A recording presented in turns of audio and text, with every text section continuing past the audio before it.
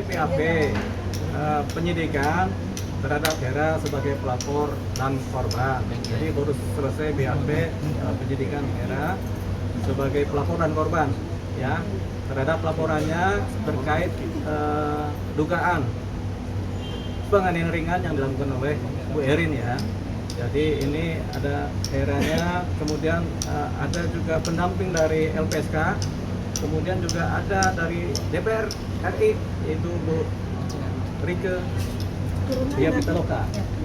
Ya, jadi kami memang mendampingi, nggak janjian sih, tapi bersama memang punya kepentingan sama dalam rangka membela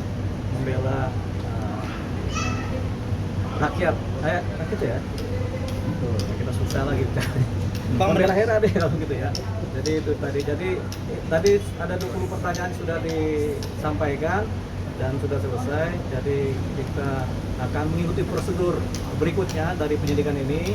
Setelah Hera nanti beberapa lain saksi, baru kemudian nanti terlapor yaitu Bu Erin sendiri.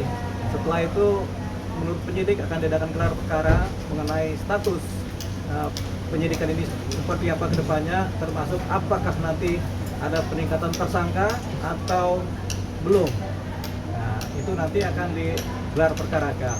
Tapi mengingat perkara ini sebenarnya sederhana dan pembuktiannya juga mudah, visumnya juga ada, saksi-saksi juga sudah menerangkan, jadi ada potensi terlapor akan menjadi dalam posisi tersangka. Tapi nanti setelah gelar perkara. Tapi itu hasil dari analisa sederhana dari tim penyidik bersama-sama dengan kami dalam konteks diskusi. Yang pertama, yang kedua juga dari pihak DPR RI, Bu Ria juga memberikan dukungan, Bu Rike Diapitaloka ya, memberikan dukungan, termasuk juga terkait dengan undang-undang perlindungan pekerja.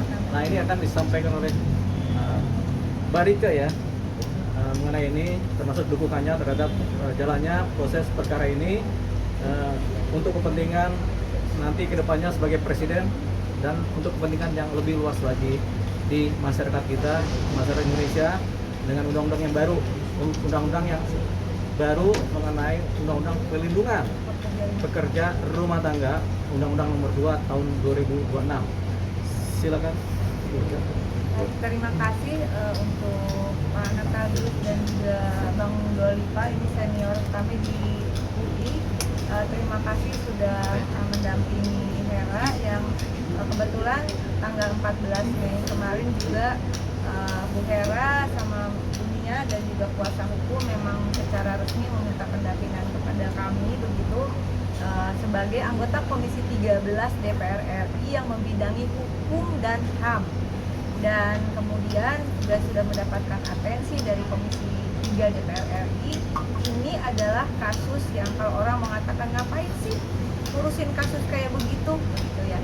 Ini adalah batu uji bagi Undang-Undang Perlindungan Pekerja Rumah Tangga yang disahkan pada 21 April 2026 yang kemudian diundangkan menjadi undang-undang, tadi sudah disampaikan oleh Bang Dolipa, Undang-Undang nomor 2 tahun 2026 tentang perlindungan pekerja rumah tangga gitu.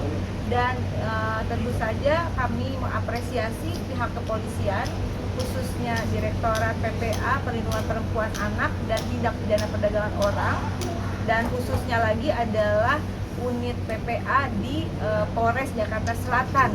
Nah, ini mendampingi dari mulai evakuasi sampai kemudian melakukan otopsi di Rumah Sakit Pertamina dan visum tadi sudah disampaikan ada. Dengan demikian bahwa tentu saja kehadiran saya khususnya sebagai anggota Komisi 13 yang memang membidangi hukum dan HAM, ini saya tegaskan, tidak untuk mengintervensi semua proses hukum, tetapi ini bagian dari pengawalan bagaimana seluruh hukum itu bisa ditegakkan dengan seadil-adilnya begitu. Proses masih dalam proses awal untuk pemeriksaan para saksi, nanti masih ada hal-hal lain mungkin akan lebih jelasnya kalau itu dijelaskan oleh pihak kepolisian. Tapi intinya kami mohon pengawalan dari seluruh masyarakat dan ini juga sudah menjadi atensi Komisi 3 DPR RI, sudah dipanggil ya Bang ya, langsung dipimpin oleh Ketua Komisi 3 DPR RI Pak Habibur Rahman begitu.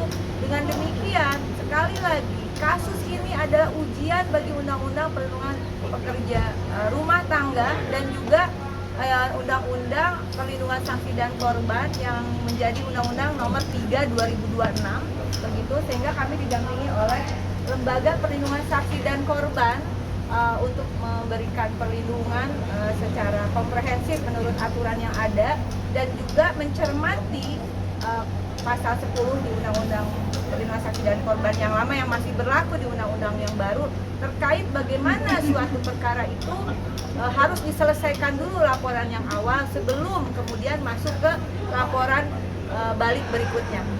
Nah teman-teman, itu mungkin yang bisa disampaikan. Bu Rika, mungkin ke depan ada rencana untuk menemui terlapor, Bu?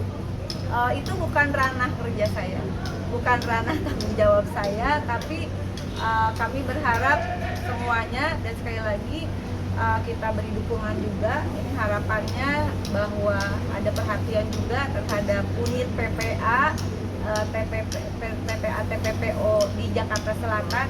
Per bulan 50 sampai 60 kasus harus mereka tanganin, tapi baru level unit, dan kita juga mendukung agar segera dinaikkan menjadi satker lah paling tidak begitu. Teh mungkin merasa menyayangkan nggak sih bahwa ada dugaan penganiayaan dari seorang public figure gitu Teh? Mungkin gimana tanggapannya? Saya tidak bisa masuk ke ranah personal ya Mbak. Itu bukan wilayah saya mengomentari ranah personal, tapi sekali lagi sesuai dengan tanggung jawab saya. Ada orang mengatakan ngapain sampai turun langsung begitu. Ini adalah fungsi pengawasan DPR RI sesuai konstitusi, sesuai dengan sumpah jabatan, sesuai dengan undang-undang MPR, DPR, DPD dan DPRD begitu, bahwa memang kita ikut pengawasan terhadap tegaknya hukum karena Indonesia adalah negara hukum berdasarkan pasal 3 ayat 1 Undang-Undang Dasar 1945 begitu. Jadi sekali lagi kalau ditanya seperti tadi, mungkin tidak dalam kesempatan ini begitu ya Mbak ya, karena ini dalam tugas, ini hari kerja juga. Mungkin itu. Kak Era sendiri gimana, bakalan ada yang ditetapkan sebagai tersangka gitu? Dalam hal ini terlapor gitu? Belum tahu kalau masalah. Nggak, maksudnya Nggak bisa, mungkin akan boleh lega kuasa gitu. hukumnya jawab. Ya apa boleh lagi apa jawabannya belum Pak tahu. Era mungkin gimana akhirnya ditemani Iya, mungkin. oleh LPSK dan Bu Rika juga? Nah, itu Ya, saya mau mengucapkan banyak-banyak terima kasih kepada Ibu Rika Dian Pitaloka dan pihak LPSK, terus lawyer-lawyer saya yang baik ini. Terima kasih banyak. Bang Deo menegaskan, Bang, berarti bukti CCTV udah berhasil diambil dari rumah terlapor ya, Bang? Atau Nah, gimana? jadi begini, sebenarnya pembuktian itu nggak perlu juga rumit-rumit pakai CCTV ya. Jadi yang penting ada visum, ada bukti fisik, kemudian ada pengakuan, ada keterangan dari saksi, itu semua cukup. CCTV itu biasanya pendukung, tapi kalau ada bisa. Tapi biasanya CCTV kalau di dalam suatu wilayah rumah tangga itu dia punya daya tahan cuma 2 minggu sampai 1 bulan, lebihnya kehapus kan. Jadi kita rasa penyidik tidak akan berfokus kepada CCTV, tapi lebih berfokus kepada keterangan-keterangan, kesaksian, visum dan bukti-bukti fisik yang ada, gitu ya. Tapi Kak Era sendiri gimana rasanya akan sebentar lagi akan ada jadi tersangka mungkin? Ya, Mungkin sampai lagi akan ada gelar perkara nanti akhirnya. Cukup ya. Ibu, boleh satu lagi pertanyaannya? Ini kan terkait Undang-Undang Perlindungan Pekerja Rumah Tangga ya. Bagaimana sebagai anggota DPR mensosialisasikan undang-undang ini karena banyak korbannya yang tidak mengerti hukum dan tidak berani lapor? Kasus ini justru juga penting. Jadi ini bukan hanya kasus tentang Hera dan Bunia, ini dari yayasan yang juga kemudian mendampingi sampai visum. Nanti akan ada pemeriksaan sebagai saksi, dan artinya ini undang-undang yang penting untuk siapa saja sebetulnya. Apalagi di era sekarang, kalau kita suami istri bekerja itu pasti ada PRT begitu. Meskipun di dalam undang-undang PRT tetap mengakomodir aspek-aspek sosiologis gitu dalam hubungan kerja, tidak kaku sebagai pekerja formal yang seperti di industri, tetapi tetap ada yang terpenting itu adalah perlindungan hak dan martabat si pekerja rumah tangga sebagai manusia.